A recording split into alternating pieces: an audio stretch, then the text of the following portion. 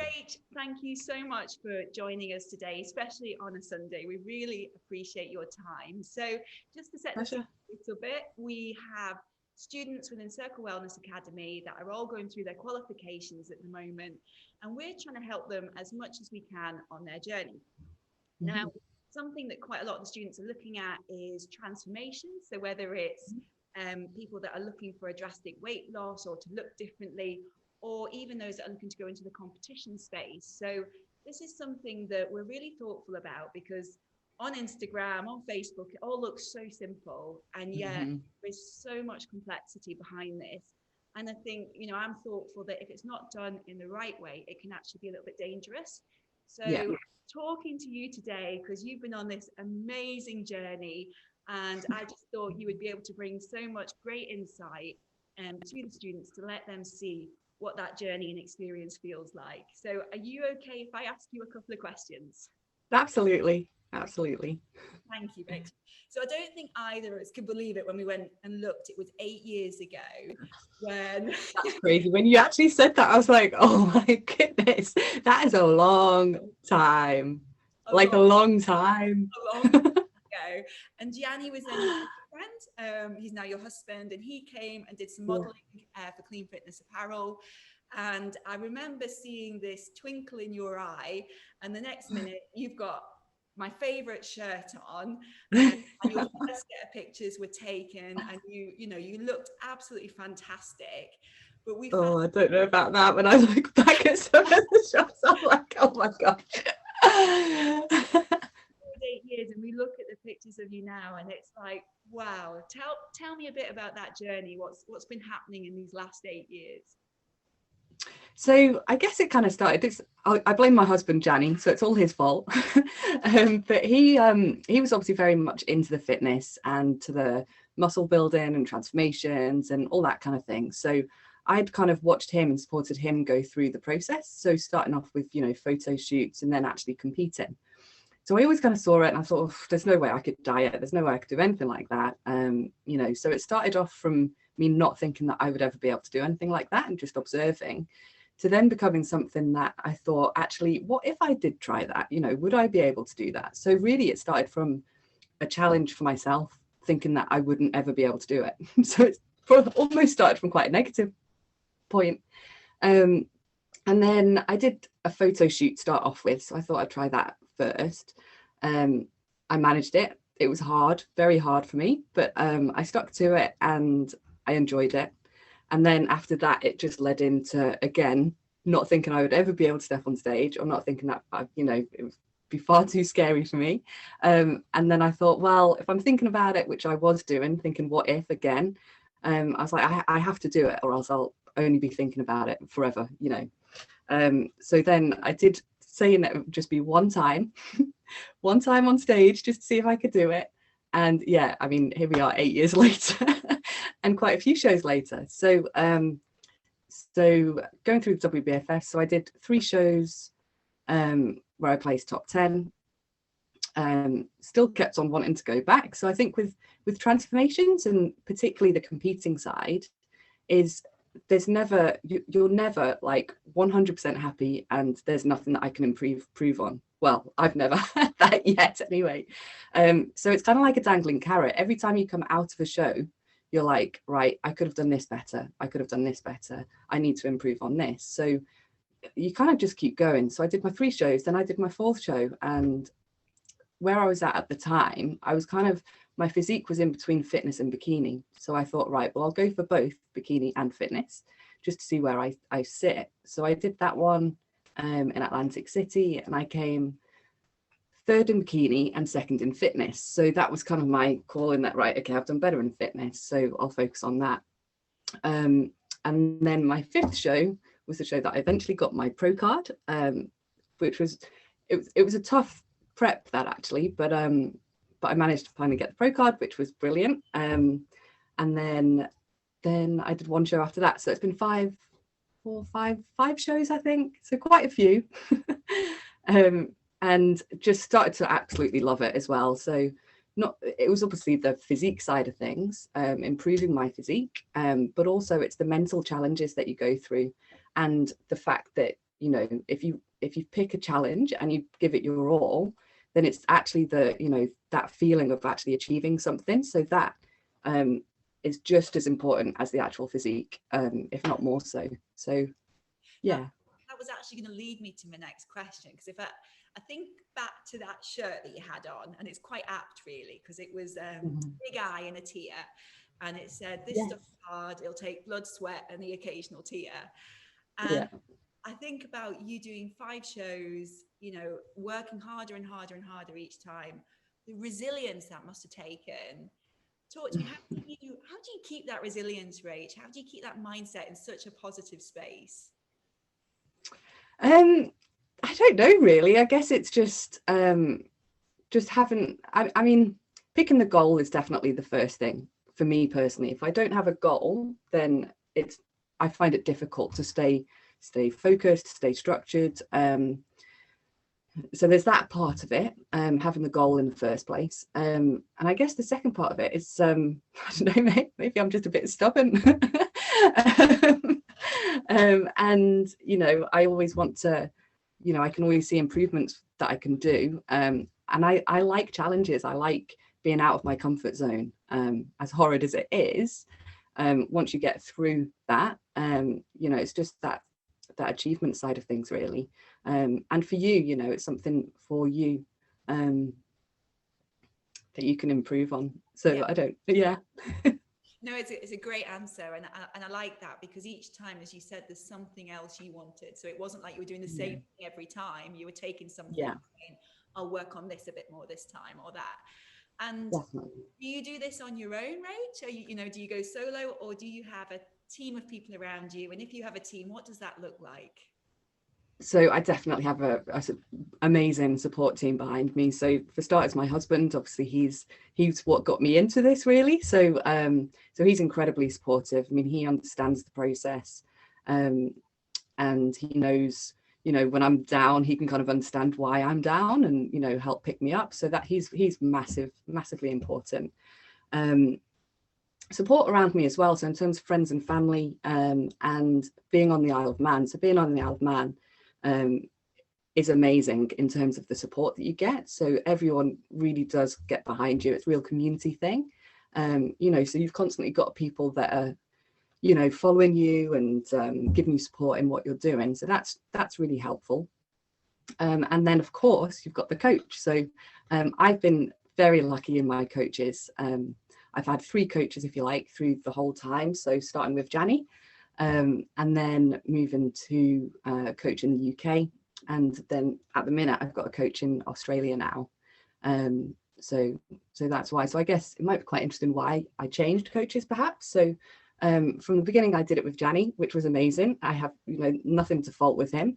The second time that I did a prep was for my first show, which Janny was also going to compete in as well.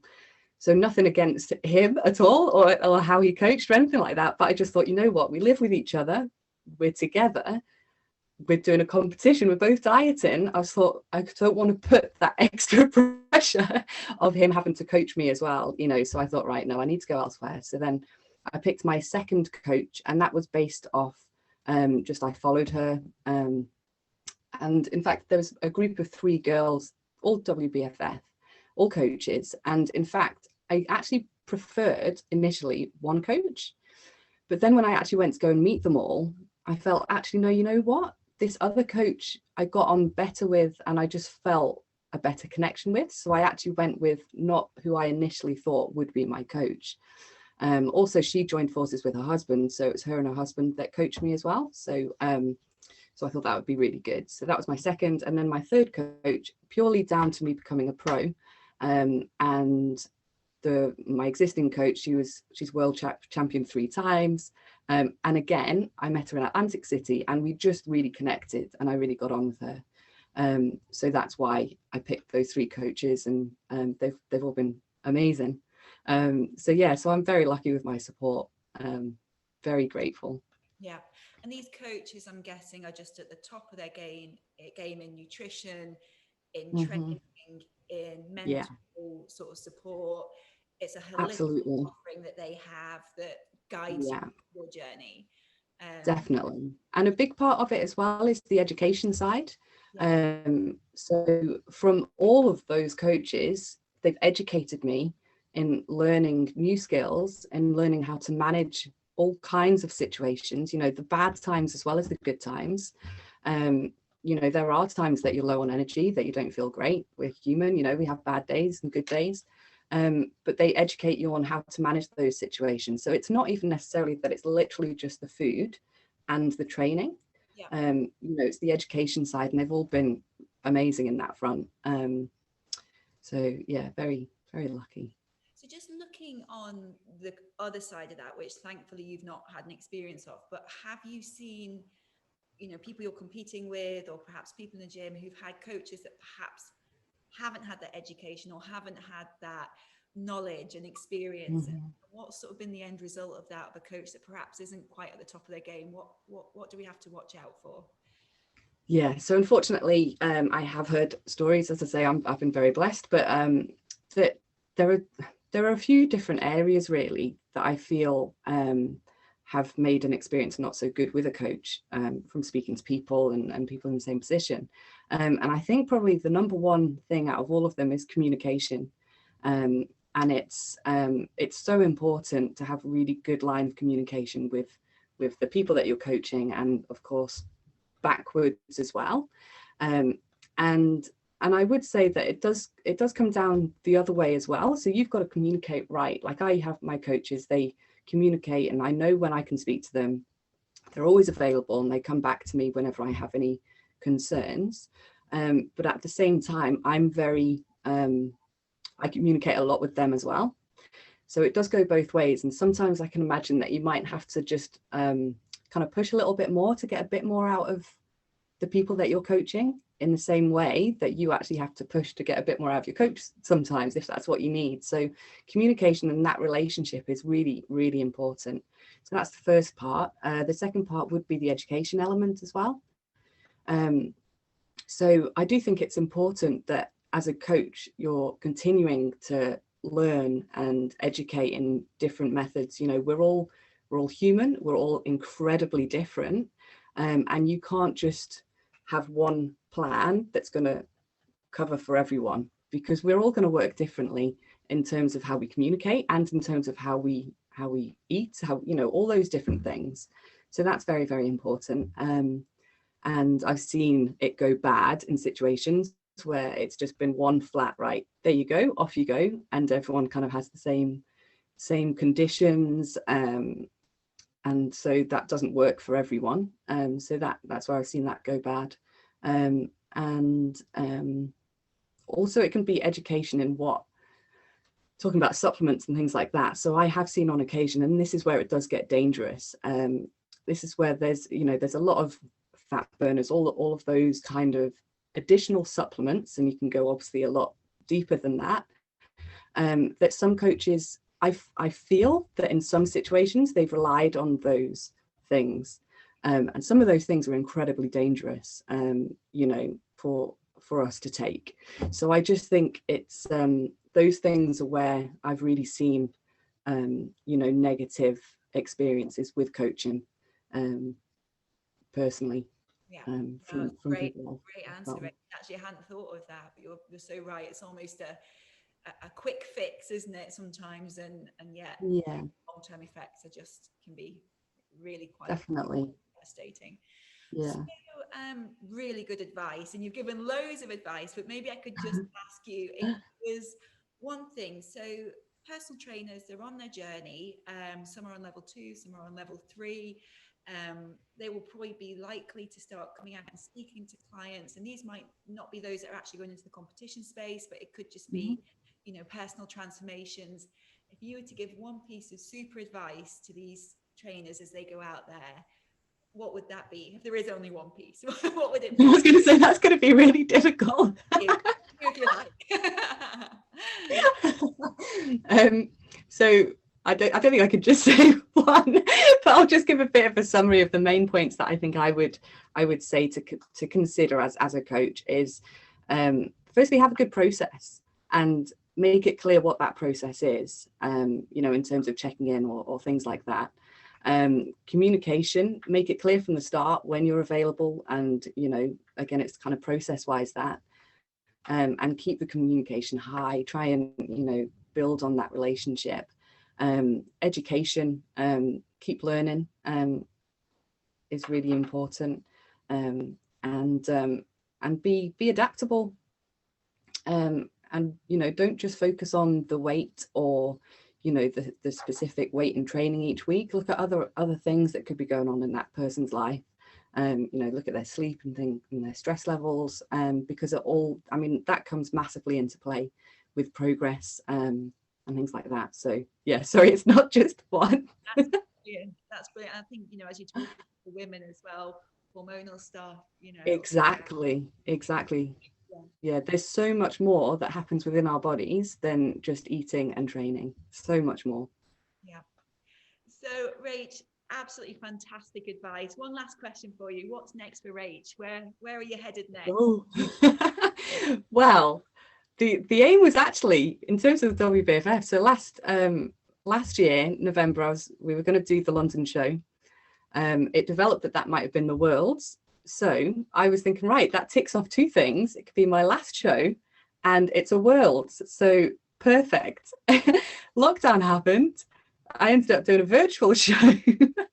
So that was supposed to be my last one. But unfortunately, there's a little carrot dangling. So I bought my themeware as well. So I've got this absolutely incredible themeware that you can only wear on a stage. I couldn't have submitted that for the virtual show. So I've got that in a box. So unfortunately, it's continuing again. So there's no saying when. This year, I'm focusing on myself, family, work, that kind of thing. With everything going on, I'm not committing to anything this year, but who knows? There's a themeware and there's a Worlds that I'd like to tick off the bucket list. So. Fantastic. So we hope to see you somewhere at the Worlds and not in a nightclub somewhere, Rach. Yeah. Absolutely. Rach, thank you so much for talking to us. Really, absolute pleasure. And stay in touch, and we'll be watching you and watching for that outfit. Perfect. Thanks, Rach.